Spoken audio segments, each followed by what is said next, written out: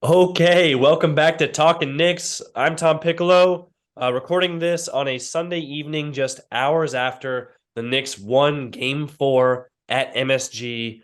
I kind of sound like I was at MSG. My voice is sort of leaving me, but we're going to fight through it. I'm playing a little hurt here.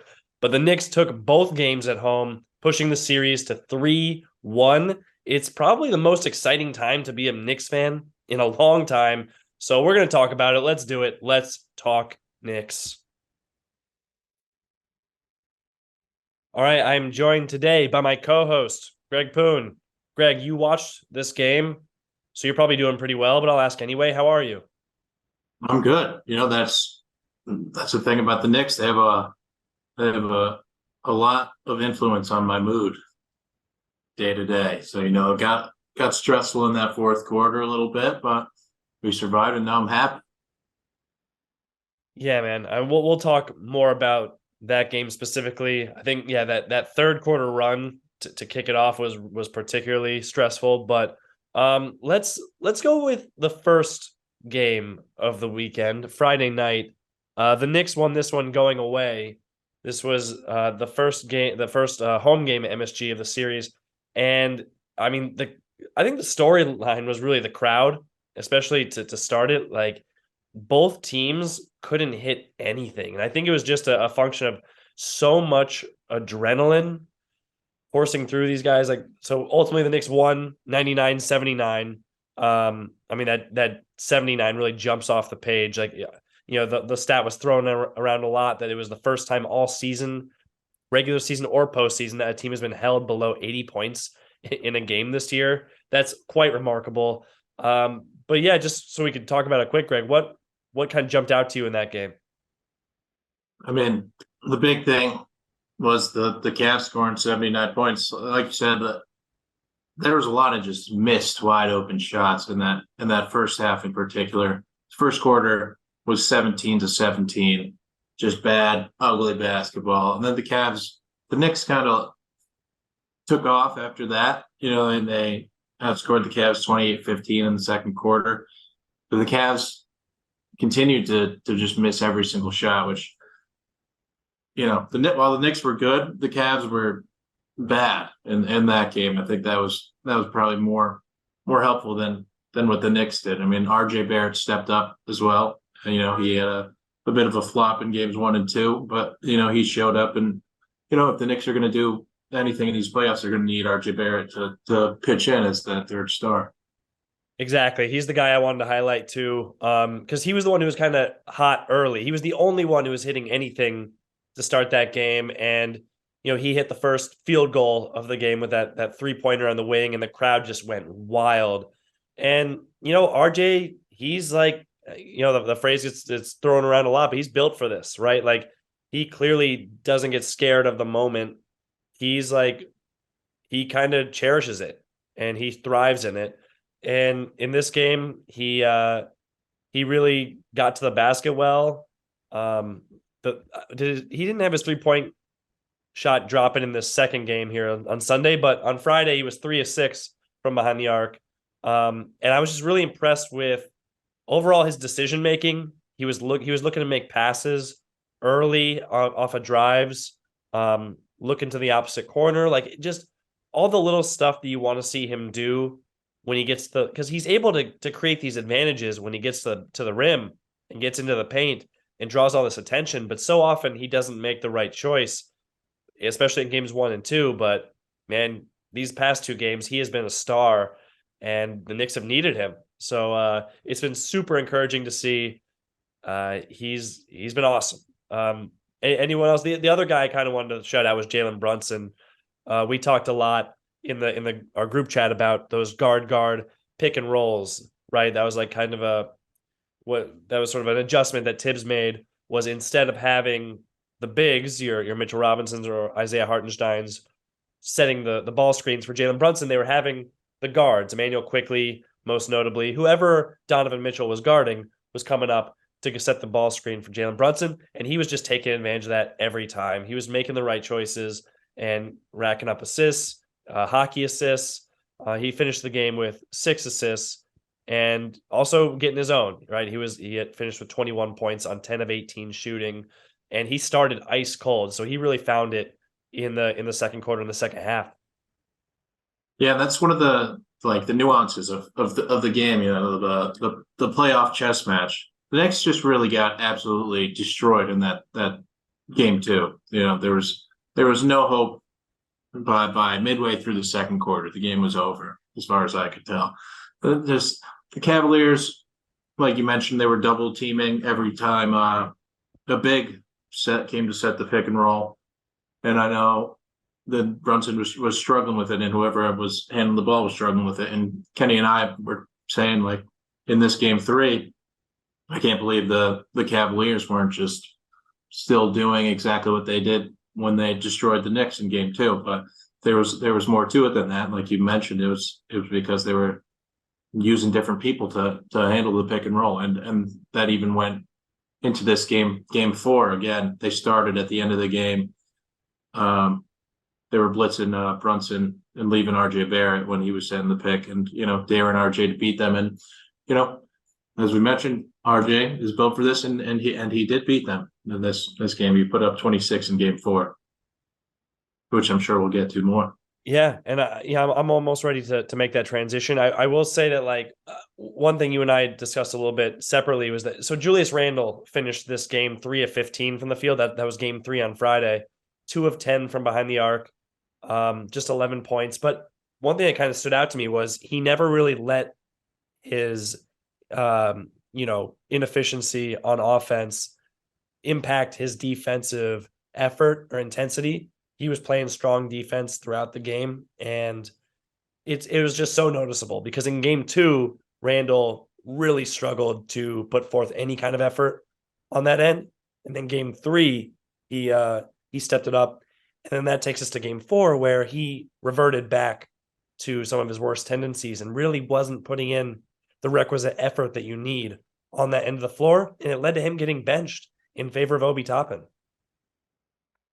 Yeah, and I think a lot of the speculation has been, there's been lingering issues from his sprained ankle. Usually, a high ankle sprain is a 4 to 6 week injury. He came back after 3, and so he was always pushing the limits. But I mean, I think because he came out hot in that very first half of game 1, we all thought Julius Randle is himself. But over these last few games, I don't think he's where he is. I mean, even though, so he sat out the entire fourth quarter, but also during the second quarter when Obi Toppin came in for him, Obi had an extra long shift for himself.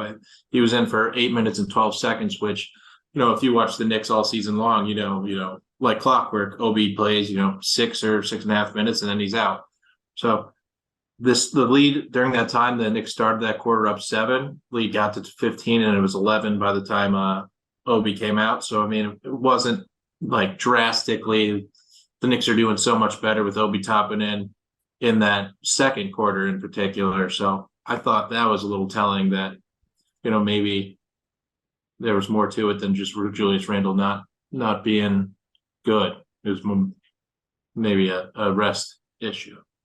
Yeah, I think that's probably a fair kind of hypothesis as far as what's wrong with Julius. And it would be surprising if he were this like full health and still playing at this level, because it has been a struggle for him, no question, on both ends of the floor.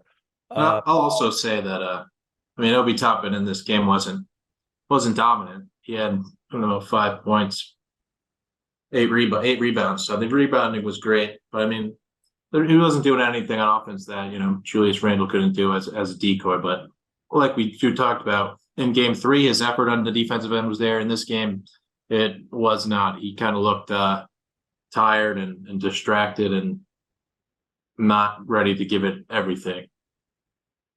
Yeah, and you mentioned Obi's rebounding. I mean, the 5 offensive rebounds for him are huge. I wonder where that ranks, like, kind of among his career highs, because that's a lot of offensive boards and a lot of second chances, and that's kind of been a theme for this Knicks team, not just all season, but particularly in this series.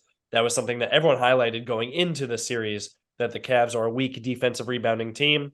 The Knicks are an elite offensive rebounding team, so that would be one area of advantage for New York, and it is bared out. I mean, Mitchell Robinson himself had 7 offensive boards. I mentioned Obi's 5.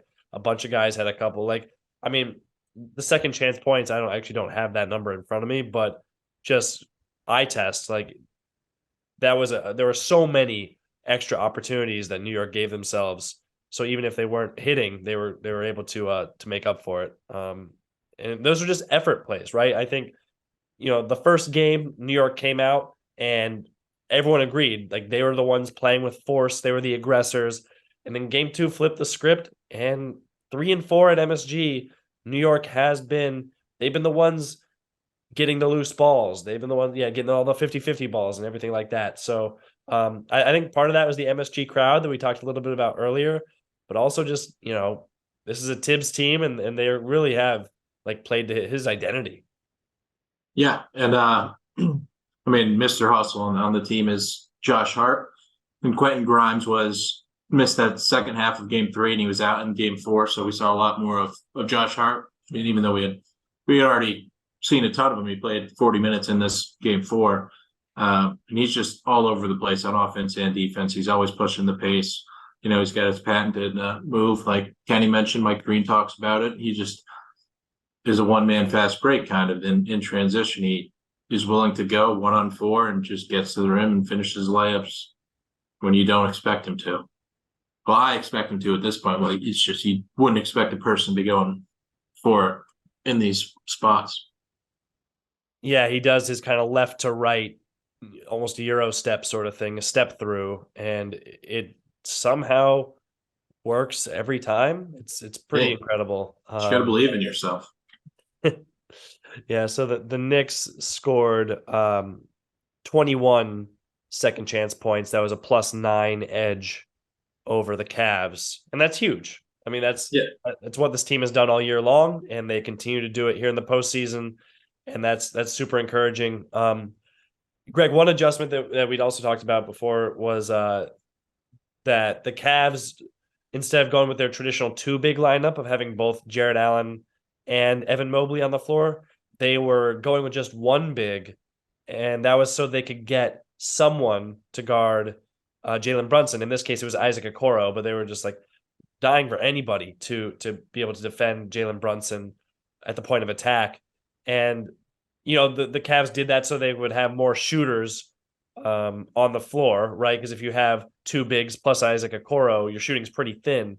But the problem with going 1 big against this Knicks team is just that. What we're talking about is you're giving up all these second chance points, and you wonder if the Cavs have the answers. Yeah, I mean, even with the 2 bigs in the game, the Knicks were dominating the offensive glass anyway. But now the Cavs have just been searching their bench to find someone who's contributing. I mean, Isaac Okoro started this series as a starter for the Cavs. He's been coming off the bench these last 2 games. I mean, I think his defense was pretty solid against Jalen Brunson, but Jalen Brunson was just, on a mission today, and he just wouldn't miss. He had down the stretch of that game, he was just hitting threes, and he was driving to the lane, getting whenever he wanted. And he closed out game 3, and he closed out game 4. So this guy's he's a hooper. Like we said in the past, he'd done this before. He was in the Western Conference Finals last year, and he's got playoff experience, and he's showing it. So, and he was so good in this one. So we'll say the stats. He finished the game with 29 points on 11 of 22 shooting from the field, 5 of 9 from 3, made both his free throws, 6 boards, 6 assists, a steal and a block. And in previous games, I feel like the Cavs had really tried to target Jalen Brunson defensively, and that for whatever reason they weren't able to do that in this game. I know the Knicks started with Jalen Brunson. I believe they had him guarding Darius Garland in this game, which is something they really hadn't done. They've been putting RJ Barrett on Garland, and here they're just like, all right, Brunson, everything's going to fall into place more easily. They were trying to hide Jalen Brunson on like guys like Karis LeVert before, and the size advantages there were just too great to overcome. So Brunson was just tasked with D'ing up Darius Garland. And I think overall, I mean, the last two games, the Cavs were held to 79 points and 90, was it 99 points? Yeah, 93, 93 and 93 points. 79. Yeah. So, Yeah. like, clearly something's working on the defensive end, and Brunson is not this huge defensive liability.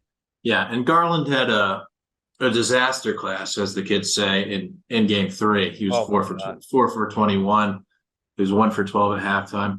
And I think there, other than a 6 minute stretch to start the third quarter where Darius Garland was just doing whatever he wanted, and he made the Knicks 9 point halftime lead disappear in 4 minutes, basically single handedly. He was just, whether it was throwing alley-oops to Jared Allen or just getting his mid-range jumper himself, he was dominant. But the Knicks were able to adjust, and they came out of that third quarter with the lead, because Jalen Brunson hit a big three at the end of the third quarter.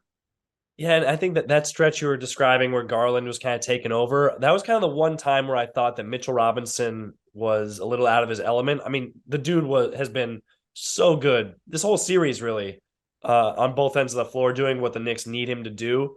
But in that stretch in particular, the Cavs kind of found something having Jarrett Allen come up and screen like a really standard, 1-5 pick and roll. But Mitchell Robinson wasn't really getting up high enough, so he was really conceding a bunch of mid-range stuff. And then whenever he got up too high, Garland was able to blow by him. So that is something I'm looking out for in the next game. Is just seeing if the Cavs do go back to that and try to put Mitchell Robinson specifically in a tough spot, because those quicker guards can give Mitch Rob some issues. But overall, I mean, he and Hartenstein have been so good, so sound defensively. I've been very impressed. The one thing I also want to call out, Greg, is you mentioned Quentin Grimes was out for this entire game. So, the first thing you think of is, oh, Grimes has been tasked with guarding Donovan Mitchell, you know, considered by many to be the best player in this series coming in. And so the question is like, well, who's going to guard him? Like Josh Hart's going to start on him, sure. But then when Josh Hart sits, like who's going to guard Mitchell? I mean, Donovan Mitchell had a disaster class. Is that what that's what it is? I used that Yes, right? as the kids say, yes. I mean, he was 5 for 18 from the field, missed all 4 of his threes. He had more turnovers than assists. He had 5 assists to 6 turnovers. I mean, Josh Hart was a beast on him. And then anytime, like whether he got switches or just he was a focus of the entire defense. Like Emmanuel Quickly, for all of his faults on offense, which he really struggled, he continues to struggle on offense. He was amazing on defense. He was his point of attack on Garland, and then his help defense whenever he would be put in the pick and roll to defend Donovan Mitchell. He was just like, no matter who he was guarding, he was making the right decisions. He was rotating. He gave Evan Mobley problems once and like slowed him down so that Hardenstein could get a block. Like he was just all over the place on defense. He only played 20 minutes, even less, but he was plus 11 in those minutes. And it's like, at some point it stops being a coincidence that every time he's on the floor, the Knicks tend to win those minutes, Yeah, definitely. But Yeah, he does have to start shooting and scoring, right? Like, yeah, I don't want to excuse that either. yeah. He had 0 points off the bench today. I mean, he's our spark plug off the bench. He missed a couple of open threes, but as long as the team's winning. So it's been interesting. You have Randle, putting up a bit of a dud in the last 2 games, and quickly hasn't really shown up in any game so far offensively. But the Knicks have been able to make it work. The Knicks just have more good players than the Cavaliers do in this series. Like I It's more like, mentioned. yeah, it's more like they have more complete players, more two-way Yeah. guys who can play both ends of the floor. I mean, really, this game 4 was, you got production from everybody. I mean, I thought, despite Obi Toppin only having 5 points, I still thought he was hugely valuable. It was partly because he was taking Julius Randle's minutes, and Randle was so negative, but Obi was still a huge. Miles McBride, Deuce, played 5 minutes, hit a big time 3, played some strong defense, and like just contributed overall.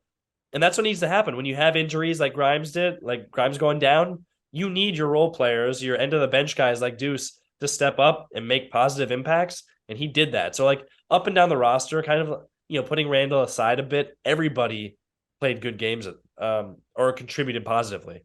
Yeah, and you mentioned Deuce. He was in the game for 5 minutes. He had a plus or minus of 0, but that's exactly what you need out of him when you need to be able to tread water while Jalen Brunson is on the bench, and that's exactly what the Knicks did. So hitting that three was huge. I mean, his defense during those 5 minutes was great. There was one play where Donovan Mitchell was like trying to pivoting around him in the post, and he made him take an extremely difficult shot that ended in Hartenstein getting the rebound and tripping over Donovan Mitchell and getting a foul. So it was just, he's in there for 5 minutes and he gives it everything he's got for 5 minutes, which is great. That's exactly what we need from even, the smallest contributor minutes wise from the bench. And, this series, the Knicks only had 9 bench points in this game, but, having these people able to just eat minutes is beneficial. Well, the Cavaliers, like we mentioned, their bench in this series has just been not non-existent. They finally got some contributions from their bench from Karis LeVert in game 2, so they inserted him into the starting lineup, and now their bench is pretty much Chetty Osman and Isaac Okoro. Isaac Okoro today kind of adjusted his game, and he didn't want to shoot as much. He hit 1 3, but he was more willing to drive. So, Yeah. something to look at. I'm not sure what the Cavaliers are going to do, and they're definitely going to be searching for answers. I think would not be very surprised if we saw somebody who we haven't seen this entire series try to be a spark plug, maybe like a Lamar Stevens. Well, yeah, wouldn't shock me. They're like you said, they're really scrambling for any kind of answer. But the Knicks' game plan coming into the series, and this hasn't changed, is like let those guys shoot. Isaac Okoro, he still got up 5 threes despite desperately not wanting to. It was very evident to everyone he didn't want to shoot 5 threes. He took the second most on the team. And he had all of his success when he was driving the ball. So to your point, I'm also curious about whether he kind of makes that change and makes a concerted effort to only drive and to not jack up so many threes. But Cedi Osman also 1 of 4 from 3. The Knicks are also letting him get open looks too. Like that's part of the game plan. It's part of the scheme. And like he's a guy who can make threes, but he doesn't want to just be jacking up 3 after 3. When he's sharing the court with all-stars, right? He knows he's a role player and he's not comfortable kind of being that guy. So it's a good game plan, and I see the Knicks sticking with it until it doesn't work anymore. But yeah, I mean, that gives you the ability to, really, really help off of those guys, and that's how you end up with Darius Garland shooting 4 for 21 in one game, and Donovan Mitchell shooting 5 for 18 in the next game, because there's people that are open that the Knicks are just daring to shoot. And this is just classic playoff basketball. This is how teams do it all the time. In the 2016 NBA Finals, the Cavaliers just did not guard Harrison Barnes for the last 3 games, and he just missed. And so, you're going to dare someone else other than Steph Curry or Donovan Mitchell to beat you, and it's been working so far. Yeah, I'm trying to think of. I feel like we need to give a little bit more love to a couple guys. RJ Barrett was who we started with, and I thought it was gonna be kind of a tough series for him because he lives at the rim, right? He lives at the rim in the paint. The Cavs have some of the best interior defenders in the league in Mobley and Jared Allen. They can always have one of those two on the court at all times. RJ has just been he doesn't care, man. He's not scared. Like he's been going at them. He's not really settling for his floaters or his turnaround jumpers as much anymore. I think he did hit like one mid-range fadeaway today, which that means he's really going. But for the most part, man, he's just like getting to his dominant hand. He's being strong with it. He's taking the right angles, and he's been showing a lot of touch. All the stuff we've had question marks about I feel like he's been answering him in the last couple games. So uh, I don't know. I'm Yeah, curious to see how the Cavs respond to him because he's still not making his threes consistently. He was 3 of 6, as I mentioned in game 3, but he missed all 6 of them today. Um, so they are probably still not respecting him as much on the perimeter, but that also gives him kind of a runway to attack closeouts and things like that to get into the teeth of defense and find guys too. His passing, like I mentioned before, he only had 1 assist in this game. That's very surprising, but I clipped one on Twitter where he threw this beautiful right-handed bullet to quickly in the corner, and Isaiah Hartenstein set a nice screen and quickly had a wide open corner 3. It's exactly the type of look you'd want. Quickly just missed it, right? So, I mean, those are just the types of looks that you want. And they're the types of looks I tweeted this is like it shows kind of the game slowing down for RJ Barrett. He's just able to like see a step ahead right now. And it's what we've been hoping for all season long during a season which he's struggled in. He's had a kind of a rough year, but these past 2 games have really made up for it. yeah, and I mean to start out that fourth quarter, the ball was very stagnant. It was very much just Jalen Brunson dribbling the ball and Yep. getting up a shot eventually, and that's just not with the Knicks. You can't survive doing that for 12 minutes straight. But RJ Barrett stepped up. Like I mentioned, the Cavs started doubling and daring RJ to beat them. And that was when he was driving to the rim, got an and one, got Evan Mobley his 5th foul, which was huge. Bit of a tough call for Evan Mobley, but I'm a Knicks fan, so I'll take it. And then he followed that play up with, he drove right and he hit a fadeaway over 2 defenders.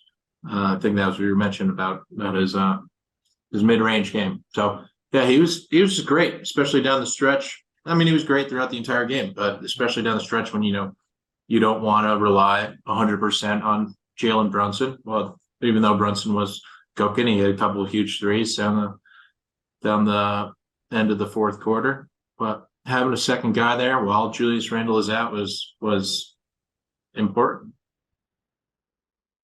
Yeah, and he's really stepping up, and the team desperately needed him to. They needed another offensive, just more offensive firepower in general, and he's bringing that. So, and then the one other guy that I wanted to shout out even more is Josh Hart, because you mentioned all Yeah, the winning plays he makes, and you really just can't say enough about it. Like there was a there was a play, I think it was with like 5 minutes left in the game, where he grabbed a defensive rebound and pushed. And I think this is one of the like one man fast breaks. This was with about 5:30 left. The Knicks up by 7. Josh Hart grabs a rebound. Darius Garland just bounces off of him like into the stands pretty much. And then Josh Hart just takes it all the way. I mean, what a strong player. He plays with so much force. He goes right at Jarrett Allen, finishes through him, and it's like that put the team up 9 with just over 5 minutes left. There was still plenty of game left to be played, but just the crowd gets so into it because Josh Hart is, he's so fired up that there's I feel like he creates more momentum than other players just by his like kind of personality. yeah, and he does it on both ends. In addition to that, he also had you know, the shot at the very, very end of the shot clock where everything was going terribly. And again, like, I mean, the other day he hit the big 3 in game 1, but even that play was much more organized than this one. He just got this one with 1 second left, now facing the basket, turned around, threw it up with about 0.1 left, and it went in. And he knew it was crazy. Everyone in the Garden knew it was crazy. And I think that one put the Knicks up 9 too. That was like from the free throw line, roughly. Yeah.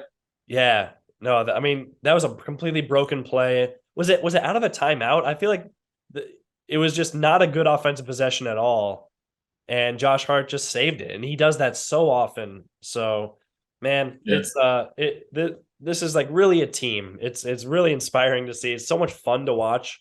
And the ball it can get a little sticky sometimes when Brunson's cooking. And when he started getting doubled, that's when he started making the right decisions. So, um, Yeah, all of it is just it's very fun. Do you have any predictions for Game 5 in Cleveland? I mean, I'm not going to predict win loss. I mean, I have to hope that we win, but my predictions are, the Cavaliers are going to be trying to find something. So I don't know what they're going to do.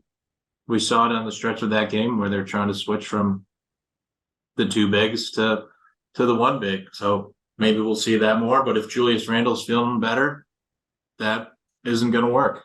Yeah. So, you give Julius Randle, 2.5 extra days to heal. He had the entire fourth quarter off, which I'm sure is helpful for his healing process. So I just want to see what the Cavs are going to do, because their adjustment from game 1 to 2 was crazy. They just changed their game plan and blitzed the Knicks, and they dominated. So, going home, I have to assume they see something that they're going to adjust. Even out of halftime, they made a big adjustment, and Darius Garland got going. So it may just be a matter of the Cavaliers just making more shots. So I think that's right. Yeah, like you can't expect Donovan Mitchell to go 5 of 18 again, miss all of his threes. Like he's too good of a player. Um, we've seen their role players step up when they go back home. So like, this is I want to see a very competitive game from the Knicks, and I want to see like I think previous to the series starting, I picked the Knicks in 6. But I'm not going to be like rooting for the Knicks to lose in 5 so that my prediction might be right. That's not how this works. So I would love to see New York go into Cleveland, finish this off, get a little rest before round 2. Insane that we're even talking about round 2, that those words were uttered. If you would have told me that preseason, I would have laughed in your face. So yeah, this is just it's such an exciting time of year, and I'm just pumped to be watching it with you guys. yeah, it's been great. I mean, everybody on the Knicks has been great to watch. I mean, like you said, if you're not contributing on one end, you're contributing on the other end. So as long as Julius Randle gets a little better every single day, I think we're in a good spot. Hopefully. All right, man. Well, I think there's gonna be a lot of time in the off season for what else is on. I think we can just kind of wrap it up there. I think it's a good place to stop. Was there anything else you wanted to touch on before we get out of here? No, I think we nailed it. All One right. other thing, I guess I will say one thing that we said after game 1 was Jared Allen is, going against basically 2 Jared Allens. He's going against Mitchell Robinson and Isaiah Hartenstein. So that matchup is tough because he's playing 40 minutes and these guys are playing 27 and 21 minutes. So he's just going into a freight train for the entire time he's in the game. And that double big lineup is tough with Okoro. And I don't know. I just keep thinking the same thing. I just don't know what the Cavaliers are going to do in this next game, because their lineup is based on having 3 non-shooters and 2 just dominant guards just getting to the rim and doing what they want. But having those 3 non-shooters is not working out for them so far. So they have to adjust, and it's going to be something just very different from what they did all season long in order to adjust. So Yeah, man. that's the playoffs, though. Yeah, last thing I'll say is like, the Cavs made a concerted effort to get the ball out of Jalen Brunson's hands in game 2. And they're like, let's make the other Knicks beat us. And we said that the Knicks role players were going to perform better at home. Like that MSG crowd is unbelievable. They're so supportive. The energy was great. They're going to be on the road in a hostile environment. And those role players, we're going to hopefully see them continue to play well. But I think, that could be the adjustment that the Cavs are looking for, is like, we're going to try and get the ball out of Jalen Brunson's hands. And we don't trust that the other Knicks are going to be able to beat us. But if RJ Barrett keeps playing like this, then, I feel good about the Knicks odds. Yep. And I have to believe that, Julius Randle and Emmanuel Quickley are going to show up on the offensive end at some point, just based on what I've seen all season long. So don't let Quickley get hot. It's coming. It is. You have to believe it's coming. So, all right, Greg, we'll check back in probably later in the week, I'd imagine. But if you're already listening, hey, we appreciate you. Leave a 5-star rating review on your Apple iTunes and all that. Follow us on Instagram and Twitter. We're dropping clips, highlights, video breakdowns, things like that. And yeah, subscribe to us on YouTube. Hey, we appreciate you. And until next time, let's go Knicks. Next day.